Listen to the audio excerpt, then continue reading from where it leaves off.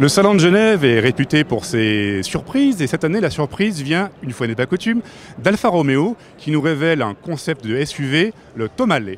Alfa Romeo est plutôt avare en matière de nouveautés, alors quand la marque dévoile une surprise comme le Tonale à Genève, on accourt. Surprise, c'est un énième SUV. Il annonce en effet un futur modèle compact qui viendra épauler le Stelvio.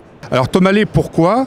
Tonale, c'est le nom d'un col situé à côté du Stelvio et c'est un col qui est plus bas que le Stelvio. Donc cela signifie que ce SUV sera dans une gamme juste inférieure à celle du SUV Alfa Romeo que nous connaissons bien. Loin d'être un Stelvio en réduction, le Tonale marque une évolution dans le style de la marque.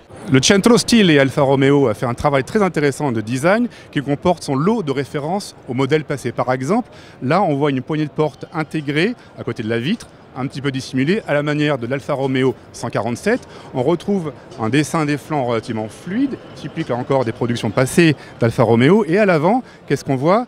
Des batteries de 6 projecteurs qui lui rappellent la 159, voire la fameuse SZ des années 80. De son côté, l'habitacle réinterprète de façon ultra moderne le traditionnel poste de conduite Alfa Romeo, les compteurs étant désormais virtuels et les écrans omniprésents. Cette modernité est à l'image du groupe motopropulseur. Techniquement, pas grand-chose nous a été révélé au sujet de ce SUV. On sait juste qu'il dispose d'une motorisation hybride FEV, donc à batterie rechargeable sur secteur. À l'arrière, il compte 2 moteurs électriques qui vont animer les roues. À l'avant, il y a un moteur thermique. La puissance totale s'élèverait entre 180 et 240 chevaux. Concernant la commercialisation, là encore, rien n'a été annoncé, mais j'ai entendu dire qu'il ne serait pas impossible qu'il arrive fin 2020. Et franchement, c'est tout ce qu'on espère pour Alfa Romeo, dont les ventes début 2019 sont franchement pas bonnes du tout.